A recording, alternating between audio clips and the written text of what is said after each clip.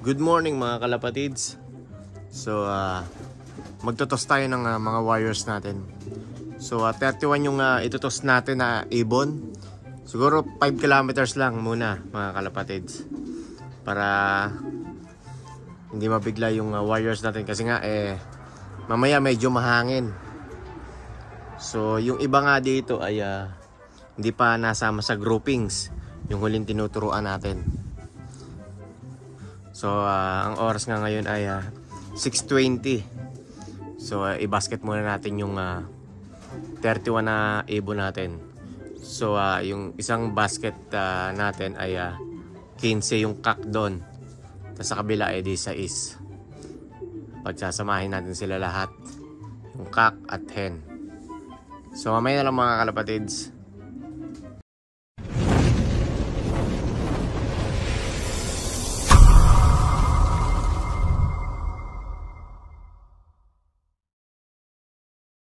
So mga kalapatids, nakarga na natin yung 31 na wires natin.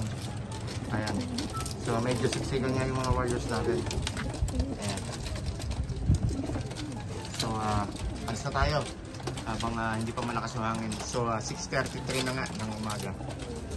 So mga kalapatids, nasa biyahe na tayo. So diretso na tayo 10 kilometers dun sa right side ng Rollstone. So mga kalapatids, nandito na tayo sa releasing point natin. So 10 kilometers. Ayan, medyo malakas na nga ang hangin. So yung ibang wires nga natin ay hindi pa sumasama sa groupings. Pero sana sumabay sila doon sa unang grupo natin, yung mga unang painakay natin mga kalapatids. So release na natin. Unang club training toss natin mga kalapatids. So sana kumpleto yung wires natin. Tara, let's go.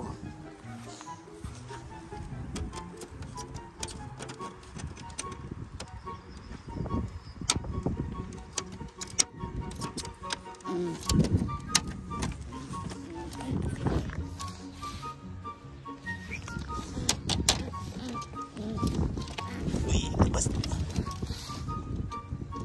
Yun o, naglakad.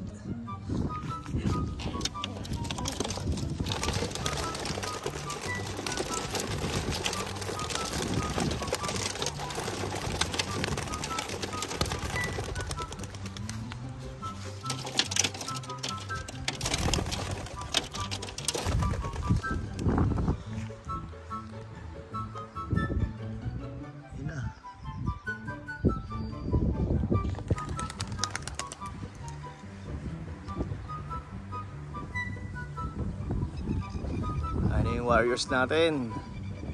Ayun, pumunta na doon. Lakas sa hangin. Grabe. Ayun o, dami.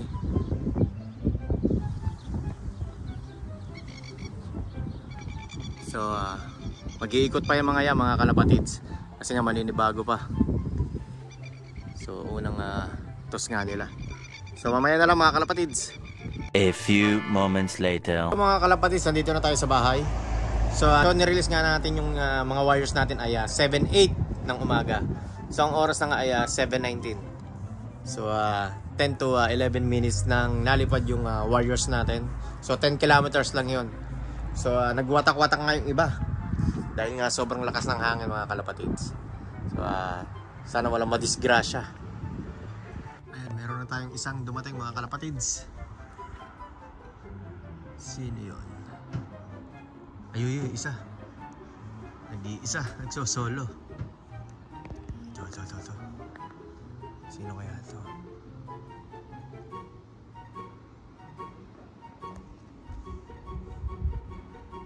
Yung ashborto natin. Ayan, first bird natin. Si Jansen, mga kalapatids. Yung maputi ang pakpak. So 20 minutes. 32 yung binitawan natin. Isa pa lang yung nakauwi. Ayan. Ito yung late breed natin ng Ashburton Jansen. Ayan. Si 3925 to. Second bird natin. Sino ito? Hingal na hingal. Late breed pa rin natin. Ayan, yung checkered. Ay, mga late breed natin. Wala pa yung mga nauna natin ha. Ayan kasi mga hindi ko pinedering yung mga yan. So, ang edad nga niyan 2.5 months mga kalapatids, yung dalawa. Yung Jansen na natin, nasa loob na, yung Ashburton. So, dalawa pa lang yung dumating sa atin. Ito, isa. Pangatlo naman natin. Ayan, nalipad pa. Sino yung isa? Ayan, pangatlo pa. Isa-isa yung mga dumating. Umikot pa. Ayun, isa. Ayun, dalawa. Dumating.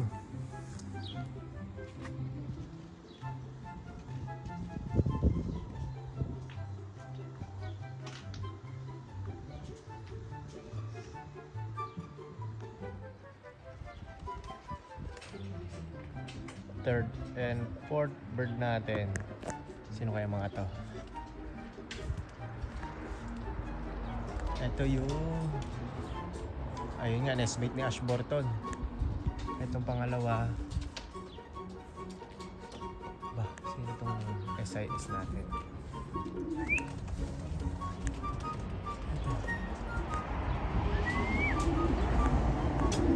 Natin si SIS para i-record natin. Si anak ni 1098 mga kalapatids. Ayan. Yung kapatid niya, yung auction bird natin, yung Mili. Anak ni 1098 to. Unang picturity ring na dumating sa atin. Ayan. Ito yung 5th and 6th bird natin mga kalapatids, yung dalawang itim natin.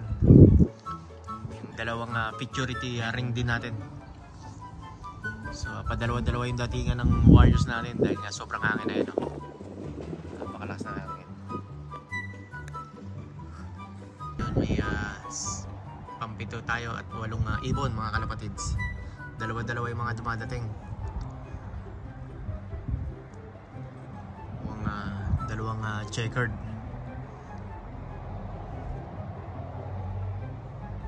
Ito, dalawang red check. Baba na ng lipad nabigla. After feathering nga natin pangalawang lipad pa lang nila. Ito.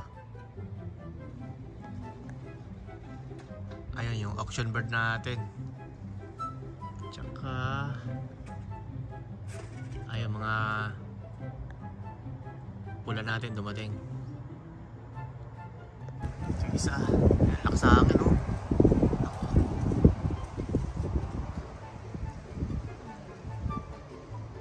Ito may dalawa. Ayun, tatlo.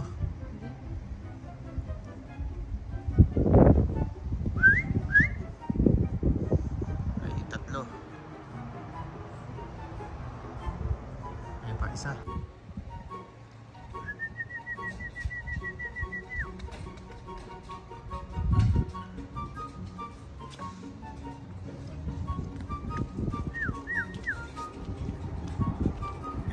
Pare-pula yung dumating sa atin.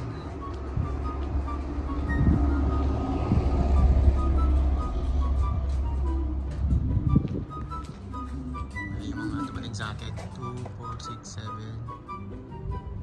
7 siyam pa lang. A few moments later.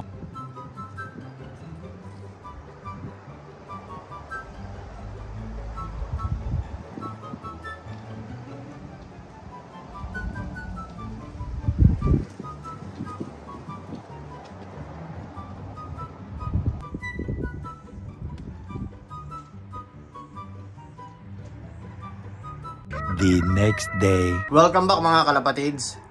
So second day na tong video na to. So kahapon nga ang nakauwi sa first toss natin ay 25. So bali 7 yung hindi nakauwi sa atin kahapon. Tapos kaninang umaga may umuwi sa atin na 3. So yung unang dumating nga sa atin eto. Yung anak ni Balda. Nakauwi ng alas 7:30 ng umaga. Tapos yung pangalawa naman natin, yung Isang Ashburton, ito. Ayan, stress na stress. So, yung pangatlong nakauwi kanina rin, bali ito. Yun yung pangatlong ibon na nakauwi sa atin ngayong hapon lang mga kalapatids. Bali nga 32 yung tinos natin kahapon. Bali 28 pa lang yung nakauwi. So lahat ng tinos natin, isa-isa ang dating nila. Medyo malakas yung hangin.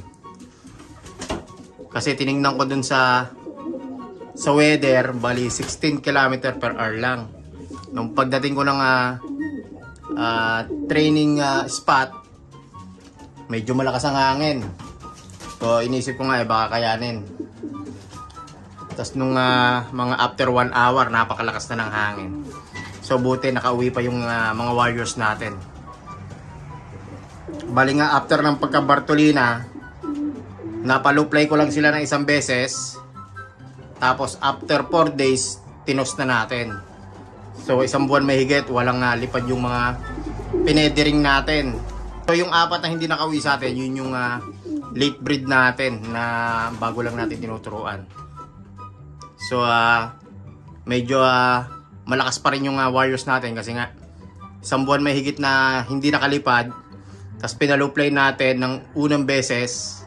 After ng feathering, nagluplay lang sila ng 10 minutes. Sabay after 4 days, tinos na natin.